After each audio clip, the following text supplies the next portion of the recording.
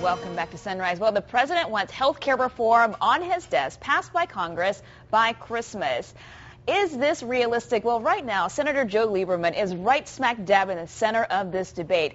We bring in Brian Schatz and Charles Ajou to talk about this. And guys, you know, he claims that he doesn't want to be there, but he's loving this, right?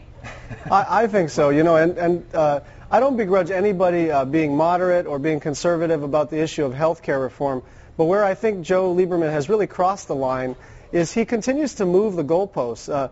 Originally, he said he could support a bill without the public option. So the public option was actually dropped, and they added something called the Medicare buy-in, which would have allowed people between 55 and 65 to buy into Medicare. So then after the weekend, and it seems like everything is fine, Joe Lieberman again announces that there's a problem. I think he is really enjoying this, and the problem here is not his views, but that he's negotiating in bad faith, and that's bad for democracy. Well, you know, Grace, from my perspective, I have a lot of respect for Joe Lieberman. He, of course, was Al Gore's running mate for the presidency in 2000.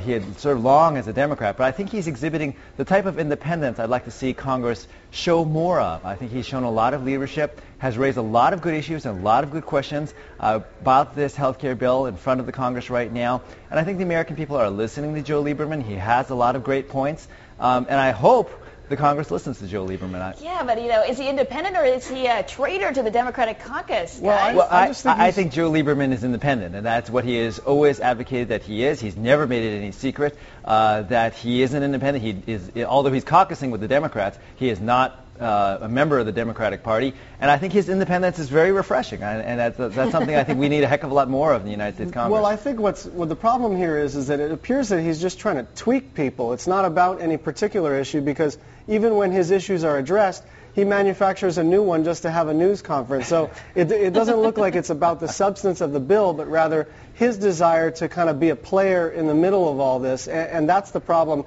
You know, he was for the bill over the weekend, and then he found out that Representative Anthony Weiner, who's a liberal, liked the bill, and then he changed his mind.